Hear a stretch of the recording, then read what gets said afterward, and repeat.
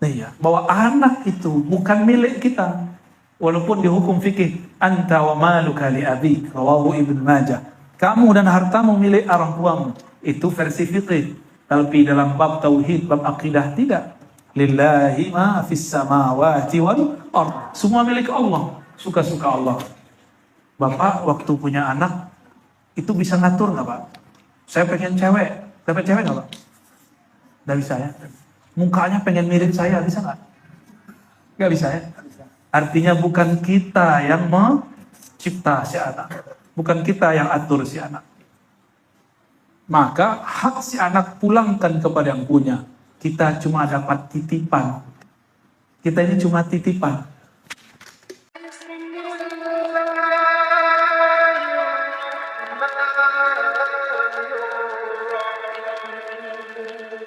Orang tua rohani punya nggak?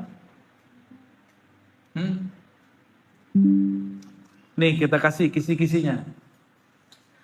Sayyiduna Muhammad Abul Arwah, Sayyiduna Ahmad Ummul Arwah. Itu kaidah. Nabina Muhammad adalah Abul Arwah, bapaknya semua ruh. Bapak di situ bukan berarti dia kawin, bukan. Ini istilah aja. Sayyiduna Ahmad Ummul Arwah. Sayyidina Ahmad. Ini dia juga, cuma beda masa. Sayyidina Ahmad itu azali. Disebut Ummul Arwah. Jangan terjemahkan ibu, terjemahkan induk. Induknya para arwah. Jadi Nabi Adam masih punya orang tua, tapi orang tua rohani. Induk rohani. Ya. Oke. Yang pertama harus kita lakukan apa? Tashihun. Iya. Bahwa anak itu bukan milik kita. Walaupun di hukum fikih, anta wa maluka li abik, rawahu Ibnu Majah. Kamu dan hartamu milik orang tuamu. Itu versi fikih. Tapi dalam bab tauhid, bab akidah tidak. Lillahi ma fis samawati wal ard. Semua milik Allah. Suka-suka Allah. Bapak waktu punya anak, itu bisa ngatur nggak Pak? Saya pengen cewek. Dapat cewek nggak Pak? Nggak bisa ya. Mukanya pengen mirip saya, bisa nggak? Nggak bisa ya. Artinya bukan kita yang mencipta si anak. Bukan kita yang atur si anak. Maka hak si anak pulangkan kepada yang punya. Kita cuma dapat titipan. Kita ini cuma titipan. Enak jadi bapak atau ibu? Bapak. Enak jadi bapak apa ibu? Ibu. Sebenarnya dua-duanya salah. Kan bapak nggak pernah jadi ibu. Ibu pernah jadi bapak nggak? Itu pertanyaan jebakan. Masih mau jawab nggak? Tidak semua pertanyaan harus dijawab. Ada di Quran, hal ta'lamu lahu samiyya, nggak perlu dijawab. Ya. Wala in sa'altahum man khalaqas samawati wal ard. Mereka jawab la yaquluna Allah, padahal nggak perlu dijawab. Kalau akhir surat At-Tin apa? Alaihissallah. Ya, perlu dijawab. Betul kalau ahlul qiraah bilang bala, padahal nggak perlu dijawab. Tidak semua pertanyaan mesti di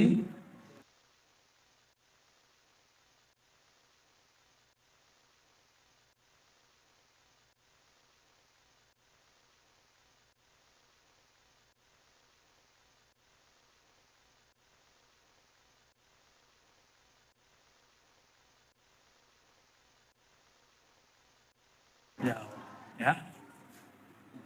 Jadi berimbang. Maka perempuan itu jangan coba-coba disentuh.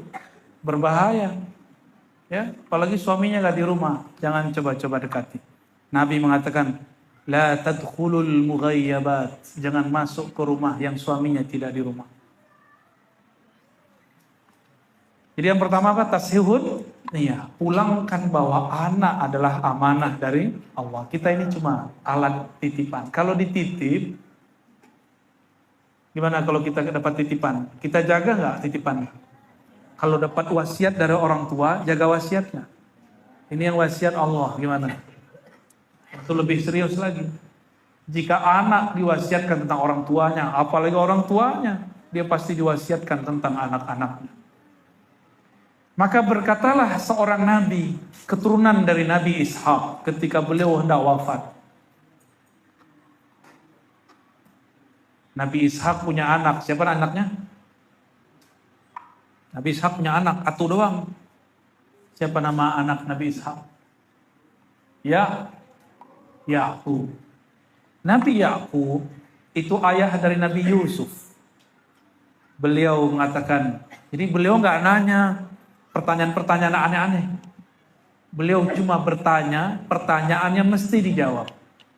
Ma ta'buduna min ba'di. Apa yang akan kalian sembah setelahku? Jadi orang tua nggak nanya, nanti kalian sekolahnya apa nak, makannya apa nak, nggak ditanya begitu. Itu Allah sudah jamin. Tapi yang dikhawatirkan oleh Sayyiduna Yakub alaihissalam, apa yang disembah anak-anaknya ketika beliau wafat. Nah, kita begitu nggak? Ibu-ibu, bapak-bapak ini kalau anaknya minta doa, doanya gimana? Semoga lancar rezeki, gitu ya? Bener? Beda sama guru. Guru kalau doain murid, semoga engkau selamat dunia akhirat. Lebih cakep mana? Lebih tinggi sisi keorangtuaan guru atau orang tua biologis? Guru. Kalau orang tua cuma doain kamu sehat-sehat ya nak ya, lancar rezeki. Berarti dia gak memikirkan husnul khotimah, su'ul khotimah. Gak memikirkan masuk ke kubur. Itu sebabnya kebanyakan orang tua, hubungan kita cuma sampai hayat ini berakhir. Selebihnya hubungannya gurumu siapa? Mau jadi orang tua begitu? Maka jadilah orang tua seperti Nabiullah Yakub. Nabiullah Yakub bertanya, ma ta'buduna min ba'di. Orang tua begini sekaligus jadi guru. Walaupun sekolah tidak tinggi, kita boleh bertanya kepada anak-anak. Cuma kalau bapak ibu ini bukan ustadz, ustazah, jangan ceramahin anak. Kan bukan penceramah. Untuk anaknya santri, dia bilang, kalau orang ini Madura bilang iya pak, gimana? Engge gitu orang Jawa. Hah? Eki. Kayak nama temanku. Eki gitu ya. Hengki. Astagfirullah. Mohon maaf ya bu, susah mengulangnya. Harus kursus bahasa Madura ini ya. Hengki gitu ya. Sahih. Ya udah saya pakai bahasa Jawa deh. Engge gitu kan. Bener, kalau orang Jawa gitu kan. Anaknya ustadz, diceramain. Untung anaknya ustadz, santri. Maka dia tahu adab kepada orang tuanya. Dia bilang, ya baik. Ya padahal orang tuanya ngomongnya belepotan gak jelas. Bukan ustadz, ustazah, tapi ceramain anak. Tapi kalau anaknya santri dia beradab. Kalau anaknya gak santri, dia bilang apa? Cukup lah pak. Udah lah mak. Saya juga tahu. Ada lagi yang parah, tiba-tiba dia kabur. Maknya lagi merem, nangis-nangis. Anakku, tahu anaknya udah pergi. Jadi kalau kita bukan ustadz, ustazah, bukan mu'alim, mu'alimah, jangan terlalu banyak juga nyinyir. Ibrahim, Ismail, Ishak, itu jawaban anak-anak mereka. Itu anak-anak mereka dulu pernah nakal, buang Sayyidina Yusuf. Namanya anak-anak, iri nggak? Nah, coba lihat tuh, iri-irian tuh. Ya. Biasa begitu anak-anak. Jangan kemudian ngeluh, kenapa ya anak saya begini? Biasa aja. Anak Nabi Yakub berkonspirasi, tahu konspirasi? Bersiasat, berkomplotan, ingin menjerumuskan, menzolimi adiknya sendiri. Nabi Yusuf emang begitu. Ternyata usut punya usut, beda ibu. Nabi Yusuf dan Bunyamin itu ibunya berbeda dengan saudara yang lain. Jadi anak-anak itu pasti ada kecemburuan. Pasti ada cemburu. Ya. Nanti dia lihat abangnya dimarahin, dia tidak. Abangnya nanti cemburu. Kok saya dimarahin, adek tidak? Gitu. Nanti cemburu. Padahal karakternya beda. Si abangnya bisa dimarahin, adeknya nggak bisa dimarahin. Bisanya cuma dicuekin. Beda anak, beda watak. Bisa request nggak Pak kalau punya anak? Ya Allah, anakku wataknya kayak aku deh, gitu bisa nggak? Nggak bisa. Kalau bisa saya bikin anak banyak-banyak Pak. Tapi nggak bisa soalnya ya. Ini tasihun niat. Yang kedua, sebelum punya anak ini kan tumbuh di rahim seorang ibu. Maka pastikan tempat tumbuhnya adalah tanah yang subur dan halal. Jangan hanya subur, ya, harus halal. Kalau subur banyak nggak? Banyak yang subur, tahu-tahu udah belendung aja. Maryam zaman now, Maria hazal asr, ya.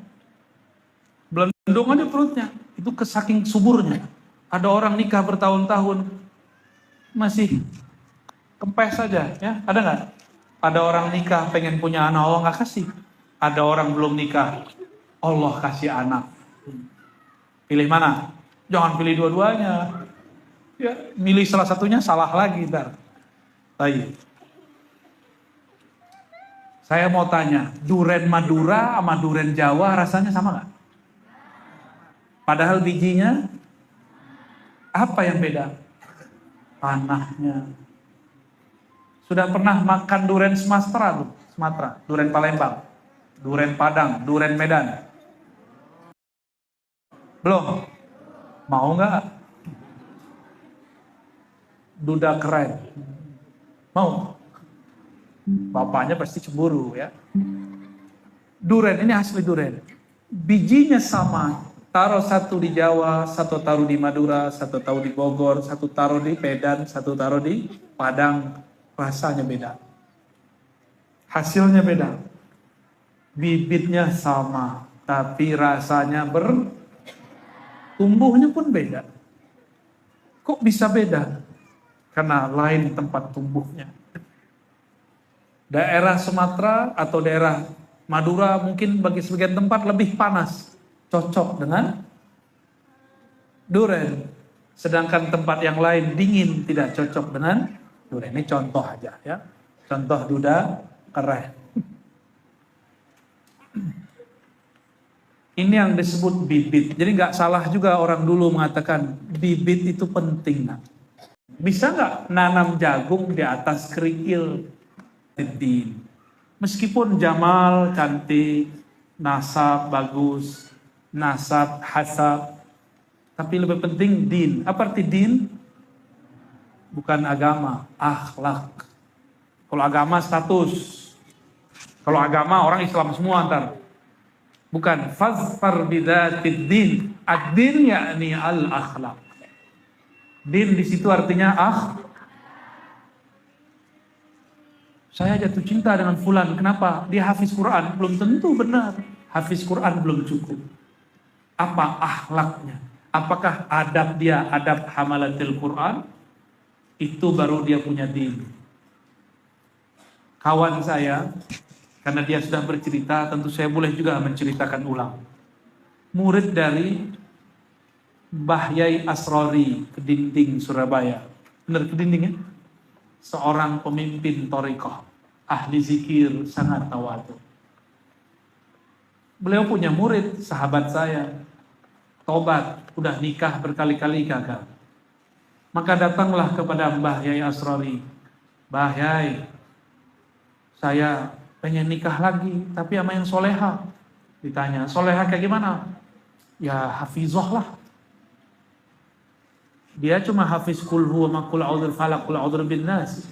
Mau cari yang hafizah Al-Qur'an. Sekufu enggak? Sekufu enggak? Enggak.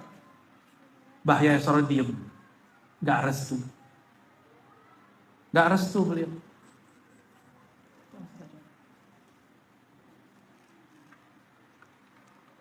Tiba-tiba ada perempuan yang juga cantik, tapi tidak hafizah, sukanya seperti perempuan anak kota. Nge-mall, jalan-jalan ya jalan-jalan, bisa nyetir lagi, apalagi pakai motor. Ini bisa pakai motor nggak? Nggak boleh kan? Nah, di sini khawarimul mur'ah ya. Perempuan bisa naik motor, udah mulai ada. Oh berarti mau dekat kiamat. Orang Madura, perempuan Madura kalau sudah naik motor, berarti kiamatnya udah dekat. Bukan berarti haram, bukan. Karena Nabi berbicara, ciri-ciri kiamat sudah dekat, perempuan-perempuan mengendarai kendaraan. Saudi sudah tidak haram, ini cuma ciri-ciri aja. Enggak haram kok, cuma ciri-cirinya. Udah terjadi sekarang di Saudi, perempuan nyetir, ya lebih aman daripada setirin sopir jadi pacarnya tak. Mending nyopir sendiri. Tapi itu ciri-ciri sebelum kiamat mau dekat. Yang saya tahu orang Madura ini perempuannya pakai sarung, bener ya? Kalau sarung naik motor gimana tuh? Nyangkut-nyangkut gitu. Gawat, kalau jatuh lepas semua. Orang mau bantu nggak jadi bantu, malah kemudian nonton. Aji mumpung.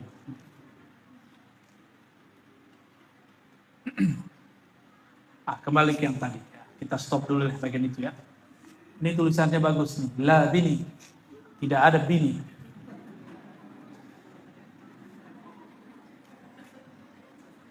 Jadi yang disebut fazfar bidatid din bukan orang status agamanya apa, tapi akhlaknya bagai. Maka Hadratul Syekh Mbah Yai Asrari Al-Mursyid Fit Tariq Wan, hobinya sama dengan kamu, suka nge-mall. Nikah sama dia. Dia bingung. Loh kenapa Pak Yai? Kan saya pengen perempuan yang soleha. Ternyata cowok-cowok ini gak ngerti.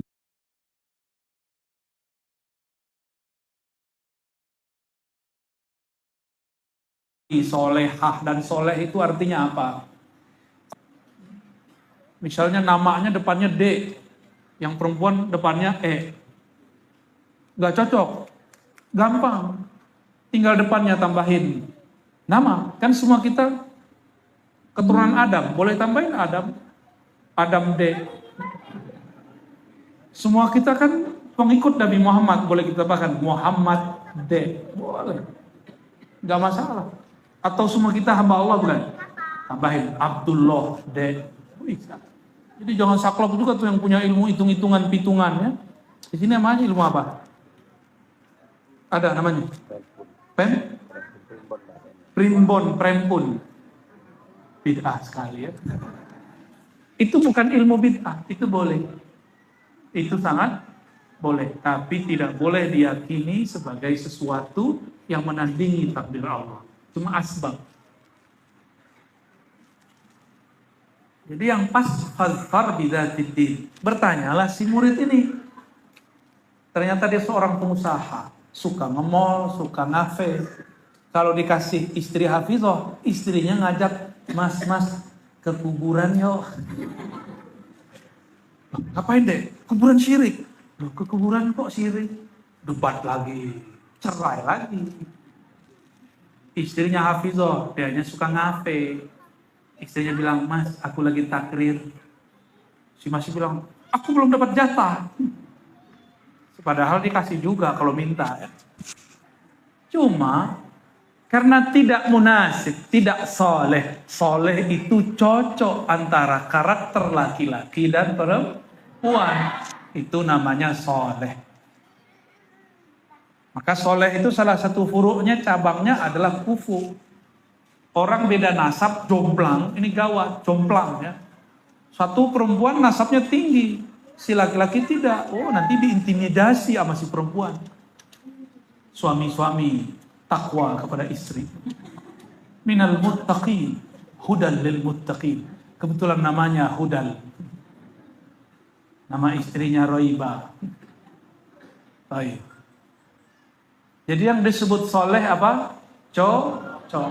Jangan sampai yang hafiz mintanya Tapi kalau hafiz boleh yang minta selain hafizah. Wah, ini enaknya. Jangankan itu, seorang muslim boleh menikah dengan ahlul kitab karena dia pemimpin keluarga. Dia bisa membimbing. Itu baru enak jadi laki-laki ya. Yang paling enak itu jadi laki-laki Madura. Bisa ziyadah biduni iznin. Enggak juga. Golok nanti keluar di rumah. Ya. Keluar doang, tuh motong bawang. Baik. Dan yang berikut yang penting adalah sudah tahu tadi fasfar bizatil, maka yang berikut kalau kita mau dapat anak harus menggunakan adab-adab Nabi Sallallahu Alaihi. Nabi itu kalau anaknya yang bernama Qasim besar itu agak sedikit lincah itu. Kalau bahasa anak orang sekarang apa? Anak yang aktif itu. Hiperaktif lah. Gak bisa diatur. Itu Qasim.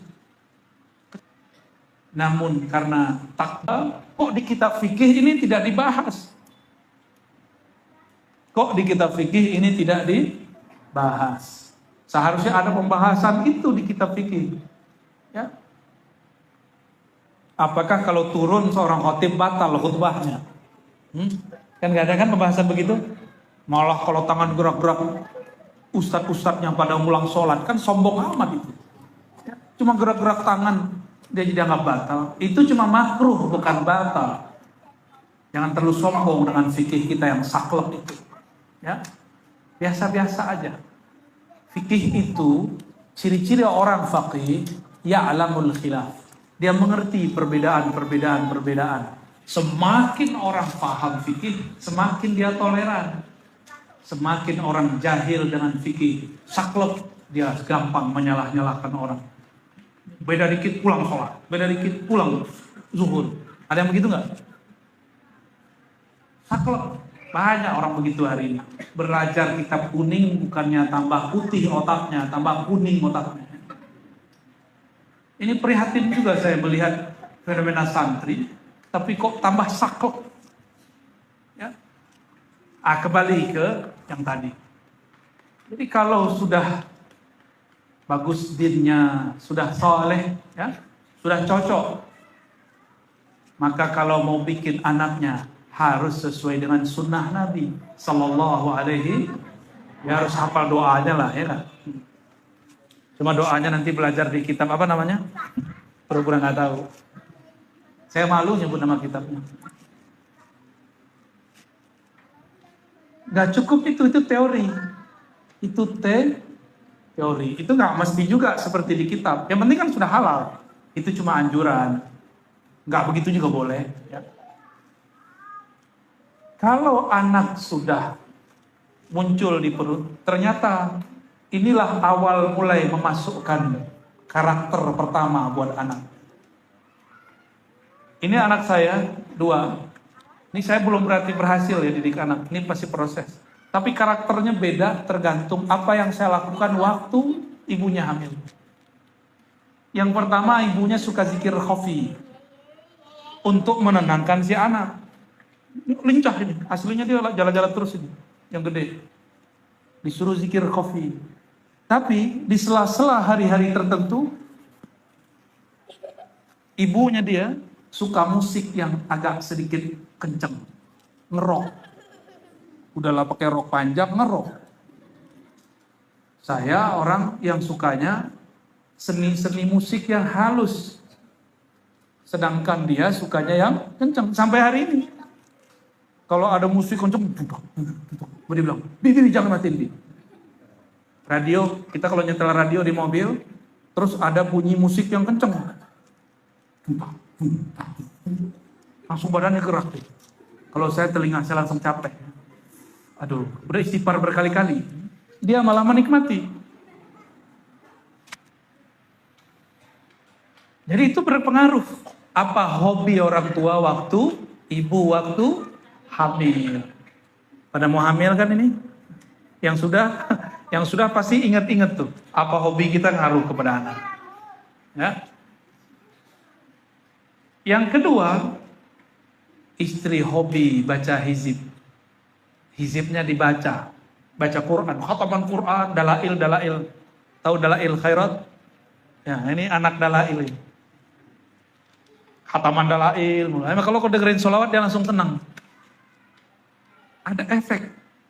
Berarti kalau mulai didik anak semenjak masih mulai perdengarkan yang indah-indah, yang bagus. Saya tuh benar. Coba nanti anaknya akan beda-beda tuh. Jadi jangan salahkan anak kita, kok anak kita begini dan begitu. Terus yang berikut, kalau sudah begitu, baru lahir apa yang dilakukan?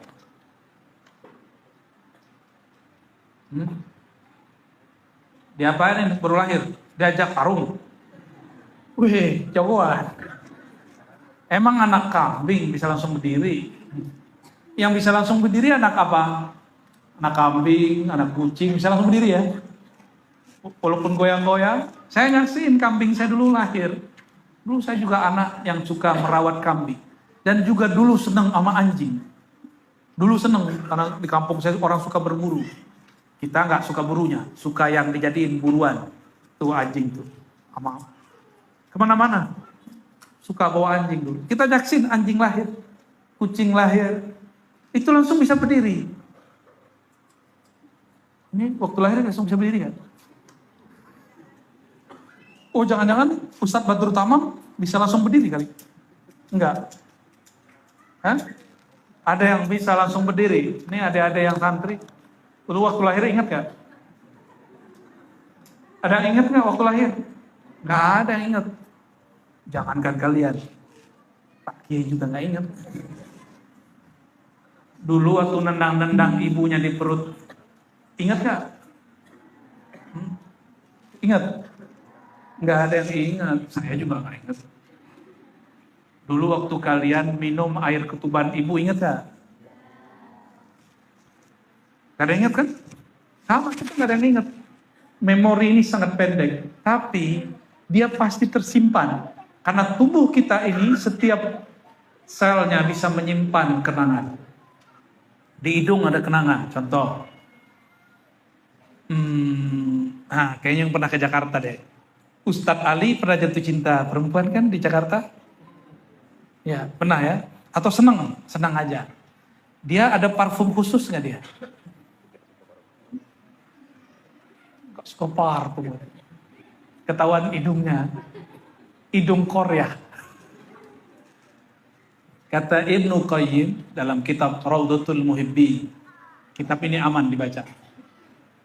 Hidung itu punya memori terhadap aroma bau. Bau ketek. Wah, ketek dia nih. Bau apa lagi? Bau parfum. Bau parfum itu bisa membuat orang melayang kemana-mana. Nah, yang pernah dulu punya hubungan dengan seseorang, pasti kalau dekat-dekat sama dia, entah bau ketek, entah bau apa itu semerbak baunya akan tertanam di sini, nggak akan hilang. Udah 5 tahun, tiba-tiba ada orang lewat, parfumnya sama. Ingatan kita bukan orang itu, tapi kepada orang yang dulu kita pernah bertemu. Hidung ini punya kenangan. Jadi cara mengingat tidak hanya otak. Nah, ini tips belajar cepat. Belajar menghafal tanpa perlu pakai otak. Gimana caranya? Menghafal dengan semua tubuh kita. Gimana caranya? Orang itu akan menyerahkan dirinya kalau sudah senang dan cinta. Cintai guru, maka semua gerak guru akan tersimpan di tubuh kita.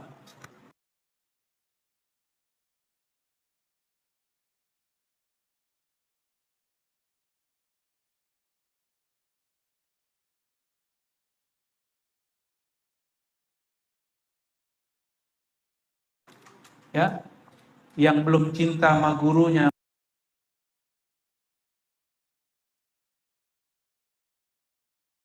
susah. Adalah penanaman tauhid pertama.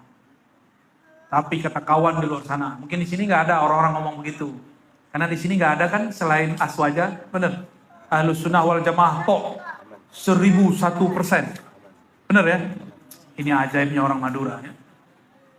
Nggak ada Wahabi, nggak ada Salafi, Muhammadiyahnya nggak ada ya. Hebat orang Madura.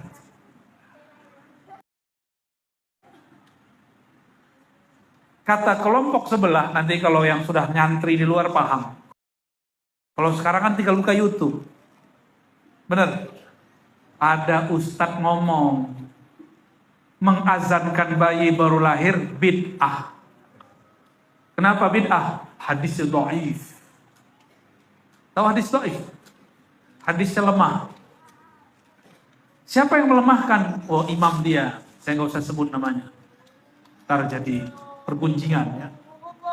Ternyata kita cek, dibuka periwayat kitab ini namanya Imam Tirmizi. Siapa nama imamnya? Orang Madura nyebutnya Turmuzi atau Tirmizi? Ada yang nyebut Turmuzi? Turmuzi, boleh, itu sah. Cuma kurang populer. Itu nama kota di Uzbek, namanya Tirmiz, bukan Turmuz. Ya, karena itu ismul alam, tidak ada kiasnya, tidak ada wazannya. Kan nggak bisa. Tarmaza, Tirmizi, Turmuz, kan nggak bisa kan? Nggak ada, itu kaidah baru keluar barusan, dan itu bid'ah. Imam Tirmizi nulis kitab Sunan Tirmizi di bab Kitabul Aqiqah, hadis pertamanya tentang Nabi azana fi uzunil maulud. Nabi mengazankan di telinga bayi baru lahir, yaitu Sayyidina Al-Hasan atau Sayyidina Al-Husain. Nabi berazan. Jadi Nabi nggak pernah azan dalam riwayatnya untuk sholat. Nabi azan ketika bayi baru lahir. Suara saya nggak bagus, kan nggak penting suara bagus. Yang penting bisa azan. Maka kalau punya suami harus bisa azan. Ada kalimat penting di situ. Allahu Akbar, Allahu Akbar. Asyhadu an la ilaha illallah. Asyhadu anna Muhammadar Rasul. Yang paling aneh, kok dipanggil hayya ala sholat? Kan si anak belum bisa sholat. Gimana dong? Hah? Si anak itu udah sholat, cuma kita yang nggak tahu. Sholatnya bayi itu ngeak-ngeak, itu dipanggil Allah itu. Ya Allah lapar, ya Allah lapar. Allah kirimlah orang tua, orang kirimlah ibu. Maka ayah ibu itu utusan Allah untuk anaknya, disebut wasiyatullah. Itu sebabnya durhaka kepada orang tua sama dengan durhaka kepada Allah. Itu baru orang tua fisik. Gimana orang tua batin? Yaitu guru rohani. Durhaka kepada mereka pasti su'ul khatimah. Nauzubillah min dzalik. Jadi pertama kali diazankan. Inilah yang disebutkan dalam satu riwayat. Alimu auladakum la ilaha illallah. Walaupun hadisnya tidak sampai derajat sahih, tapi maknanya sahih. Ajarkan anakmu pertama kali kalau baru bisa ngomong la ilaha illallah. La ilaha illallah bahasa Arab atau bahasa apa? Terserah. Karena bayi itu menangkap rasa. Pakai perasaan itu bayi. Bunyinya la ilaha illallah boleh. Pakai bahasa Madura boleh. Hujan. Padahal anaknya belum ngerti juga. Biar jadi memori. Masuk ke telinga anak. Tapi jangan banyak-banyak. Jangan ceramahin bayi. Dek, nanti kalau kamu dewasa, kamu... Anaknya nggak ngerti. Sama dengan anak kelas 1, diajarkan pakai pelajaran kelas 3, nggak bisa. Dan yang terakhir, almar'u ala dini khalilih. Seseorang itu dinnya, akhlaknya tergantung khalilnya, temannya, lingkungannya, pesantrennya, sekolahnya, kampungnya, kawannya.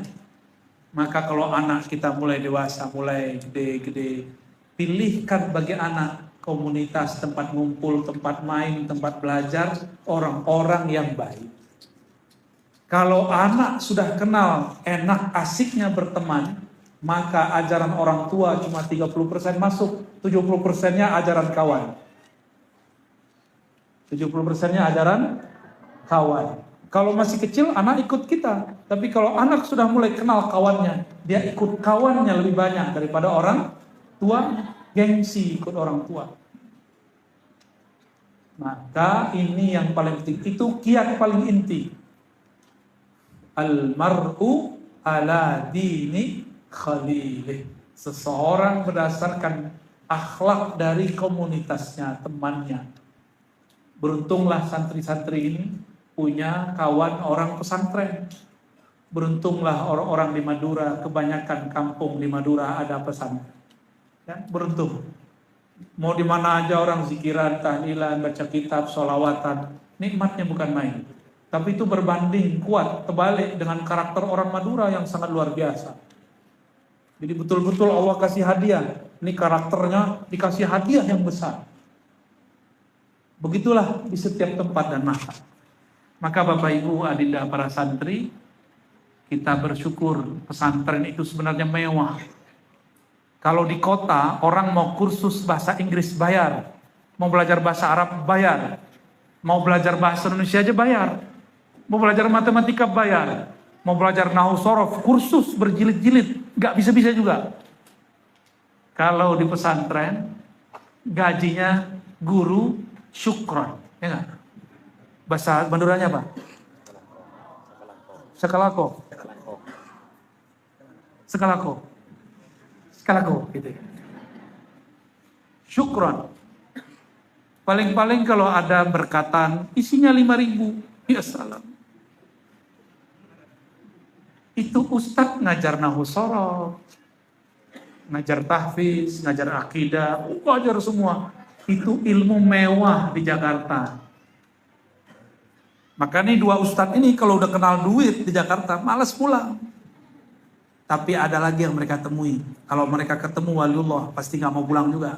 Saya gak tahu nih mereka yang mana nih ya. Ketemu wali apa ketemu fulus nih. Mirip-mirip. Tapi saya yakin mereka ketemu waliullah ya. Orang kalau udah tahu cara mudah di Jakarta, itu ilmu yang di sini berserakan, di sana jadi mutiara.